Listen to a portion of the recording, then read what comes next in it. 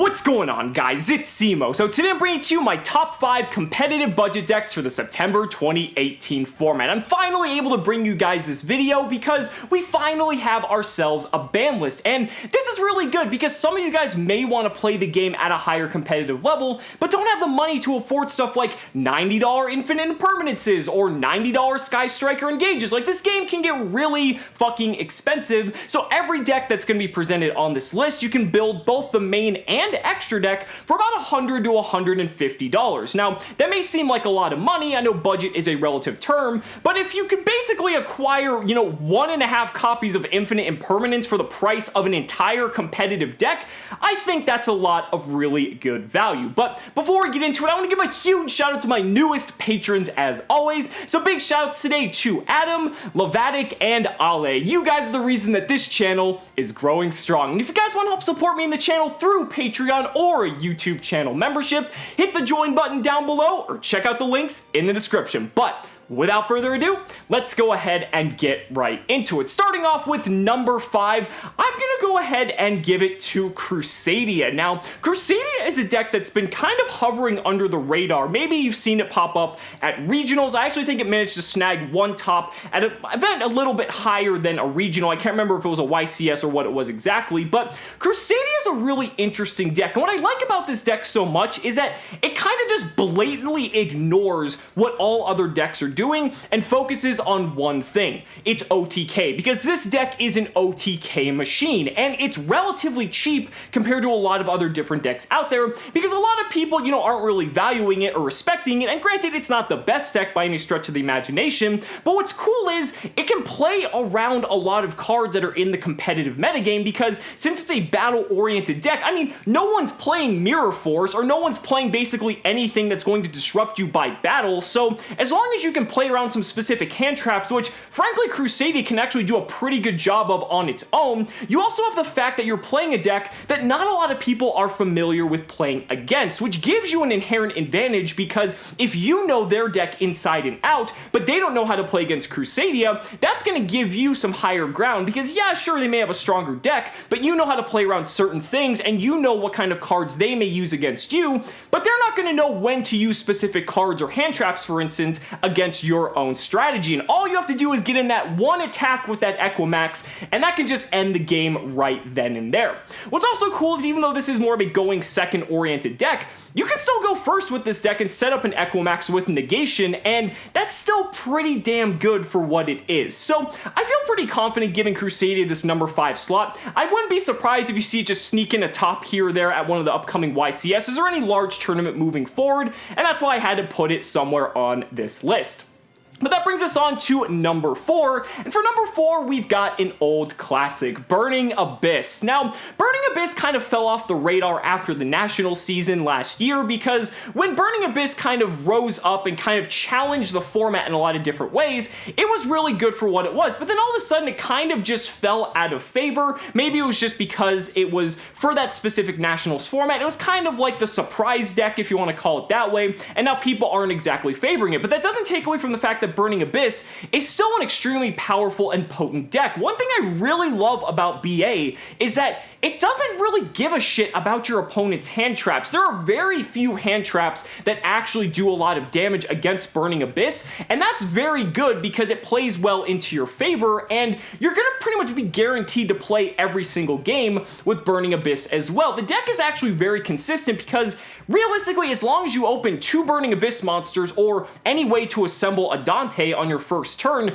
your deck's gonna go and you're gonna have your engine set up, and you're gonna be in a pretty good position. And Burning Abyss is also very flexible too, because you can change a lot of the cards that aren't the engine cards, mainly the BA cards, and pretty much kind of tailor it to the specific metagame by running floodgates, by running like the strike package. There's so many different things you can do with Burning Abyss, and again, it didn't get touched on the ban list whatsoever, pretty much just solidifying the fact that the deck is still very playable, since the format is very reminiscent of the previous format before we got our ban list. So I'm pretty confident that Burning Abyss is going to be a good contender, and also too, if we ever get Cherubini here in the TCG, it's just going to take this deck to a whole nother level.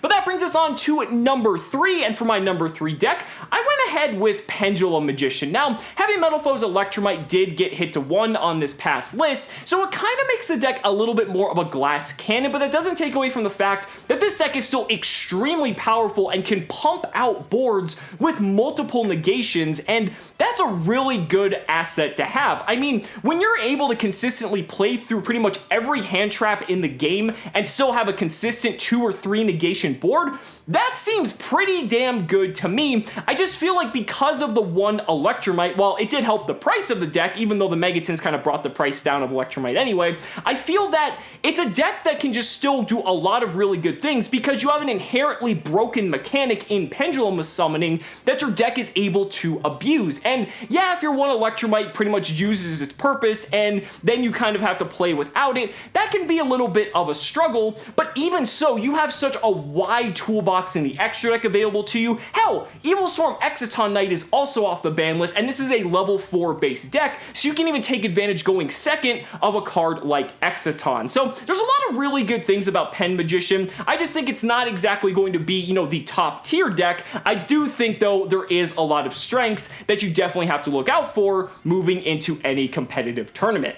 That moves us on to number 2, and for number 2, I went ahead with Paleozoic. Now, the reason I went with Paleo here is because it actually had a pretty good track record last format, and like I said earlier, this format's going to be very reminiscent of the previous format, except for minor differences, but the fact that Paleozoic even managed to get a top 16, or I believe a top 8 cut at the UDS in Kansas City, that actually goes to show how powerful a deck like Paleozoic is. Now, even though it is a trap-oriented deck, you have a lot of cards that you can even go second, just set your whole hand, and you can actually play with that pretty well by passing play back to your opponent because you have so many reactive cards that do a lot of good and powerful things during either player's turn. And the deck is so incredibly cheap. You don't need to run Card of Demise. I mean, you could if you want to, but that just brings the price of the deck up even more. But honestly, I think the better Paleo builds don't even play Card of Demise because it just seems like the better options, because that way you're locked out of your Totally Awesome plays. Totally Awesome is also an incredibly good card, and that is at its cheapest point it's been in quite some time, so realistically the bulk of your money is probably going into Toad and maybe a couple of other cards in the extra deck, but this is still an incredibly solid deck for what it is,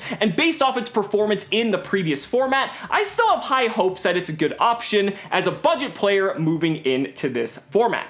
Now, before we get on to my number 1 pick, I did have a couple of honorable mentions. The first one is Dino. Dino pretty much, again, went completely unscathed on the ban list and is still an incredibly powerful deck moving into the format. It's kind of one of those decks that hasn't had the best track record. I mean, there's been a couple dinosaur tops here and there at regionals, but there hasn't really been like this massive like surge of Dino players really showing their prowess in the competitive format. Now, obviously, that doesn't take away from the deck's, you know, ability to just completely stomp on you because Ultimate Conductor Tyranno is insane. You have access to Lagia, to Dolka. Double Evolution Pill is ridiculous. I mean, you have so many crazy cards in this deck that the fact that it's even an option still is crazy. I mean, Oviraptor's at 3, Fossil Dig's at 3. This deck can do a lot of crazy things, and honestly, might be one of the cheapest decks on this list if you're looking at it from a price standpoint. The other honorable mention is Cosmo. Now, the reason I put this on here is because Dark Destroyer went to 2 on the new Forbidden and Limited list. Now, Dark Destroyer is a very, very powerful and dangerous card. For anyone who played back in Cosmo format when it was at 3, pretty much knows this. But there are a lot of ways to out a Dark Destroyer now that are generic options that are played in the extra deck, like Ningirsu, like Borolo Dragon. But I kind of felt that, you know, Dark Destroyer going to 2 could really put this deck up a notch and really give it a good shot at, you know, a regional or hell, even maybe a YCS. A lot of decks actually struggle to get over a Dark Destroyer, if you can believe that. I mean, it's a 3k body, you can't target it, it floats if you're able to destroy it. I mean, it's just one beast of a card, and so I kind of just had to include it, you know, just for the ban list's sake. We'll see if it does anything, but I don't know. I mean, I just wanted to include it on here just for the fun of it. But moving on to my number 1 competitive budget deck of the September 2018 format, if you haven't already figured it out, I'm gonna have to give it to True Draco. Now, True Draco is actually on my top 5 meta decks of the September 2018 format, and honestly, this deck has just continued to impress me with its resilience and consistency in being able to top large premier events. I mean, if you look at every top cut of last format of, the big events, Draco was like always in there taking up, maybe 1, 2, even 3 spots, and that's because the deck is so powerful. It barely got hit on the ban list, just losing out to 1 terraforming, but you still have Diagram at 3, Card of Demise is still at 3, and yeah, Card of Demise is a little bit expensive, but frankly, outside of Card of Demise and Ignis Heat, just solely because of the fact that it didn't receive a reprint in the Megatins, those are really the only 2 expensive cards in the entire deck, and the best part about Draco, you don't need to play an extra deck, so you can put all the value that you pretty much have in your budget into your main deck, and that's going to save you a lot of money in the long run. What I really love about Draco is that you have these monsters that are just absolute beasts and advantage generating machines in terms of Ignis and, True Draco Dynamite Knight, and you've got Majesty Maiden. They're just really solid cards for what they are. You have the True Draco Spell and Traps, which allow you to play the deck going second, even though obviously it's a Demise stun variant, so you want to go first. But even in those instances where you lose the die roll, having those cards to pick apart your opponent's board are incredibly powerful, and that's why this deck has continued to see such an increase of play, because being able to play under all the different stun floodgates is basically invaluable, and realistically, it just has gone to show that this deck has solidified itself as probably the ultimate tier 2 deck of the format. And if you're looking for the best budget deck to play at any competitive event coming up, maybe the 200th YCS, then I would definitely put my odds on True Draco. But guys, those are just my thoughts. Let me know down in the comments what you guys think about your top competitive budget options for the September 2018 format. I'd really love to hear your thoughts. Guys, thank you so much for watching the video. Be sure to like the video as always. Subscribe to the channel for more amazing Yu-Gi-Oh content. And if you found this video informative, consider backing me on Patreon or becoming a YouTube channel member, because just by showing your support in any way that you can, you're investing in my ability to continue bringing you amazing Yu-Gi-Oh content. So thanks so much again, and we'll see you next time.